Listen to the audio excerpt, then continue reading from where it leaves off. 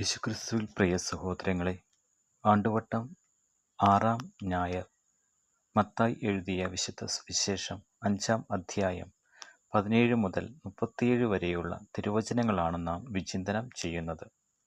മത്തായിയുടെ വിശുദ്ധ സുവിശേഷം 5-ാം അധ്യായം ആരംഭിക്കുന്നത്, ജനക്കൂട്ടത്തെ കണ്ടപ്പോൾ യേശു മലയിലേക്ക് കയറിയെന്നും മലയിൽ യേശു ഇരുന്നപ്പോൾ ശിഷ്യന്മാരും അടുത്തെത്തിയെന്നും യേശു എല്ലാവരെയും പഠിപ്പിക്കുവാൻ തുടങ്ങിയെന്നുമാണ്.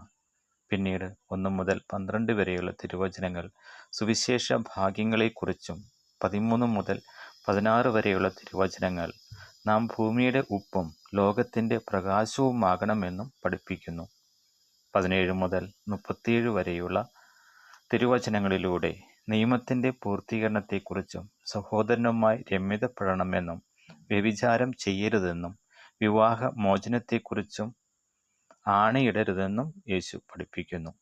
യേശു നിയമത്തെയോ പ്രവാചകന്മാരെയോ അസാധുവാക്കാനല്ല വന്നതെന്ന് പൂർത്തിയാക്കാനാണ് വന്നതെന്നും നമ്മെ പഠിപ്പിക്കുന്നു.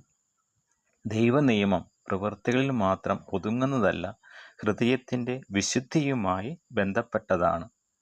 കൊല്ലരുത് എന്ന ദൈവകൽപ്പനയ്ക്ക് പുറമെ അനാവശ്യ കോപവും ദേഷ്യവും പോലും തെറ്റാണെന്ന് യേശു പഠിപ്പിക്കുന്നു. വ്യഭിചാരം ശരീരത്തിലല്ല, മനസ്സിൽ തുടങ്ങുന്നതാണെന്ന് യേശു പറയുമ്പോൾ ക്രിസ്തീയ ജീവിതത്തിൻ്റെ അടിസ്ഥാനം ചിന്തകളുടെ വിശുദ്ധി കൂടിയാണെന്നും പഠിപ്പിക്കുന്നു.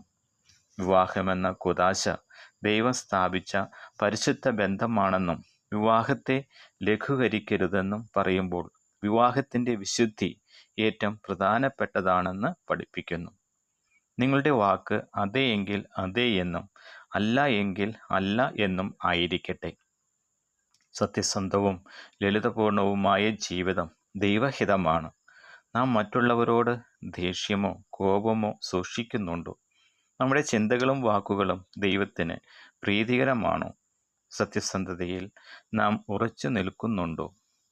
കർത്താവിൻ്റെ നിയമത്തെ മനസ്സിലാക്കാനും നമ്മുടെ ചിന്തകളെയും വാക്കുകളെയും പ്രവൃത്തികളെയും വിശുദ്ധമാക്കാനും ഹൃദയ വിശുദ്ധിയോടെ ജീവിക്കുവാനും വേണ്ട കൃപയ്ക്കായിട്ട് നമുക്ക് പ്രാർത്ഥിക്കാം. ആമേൻ.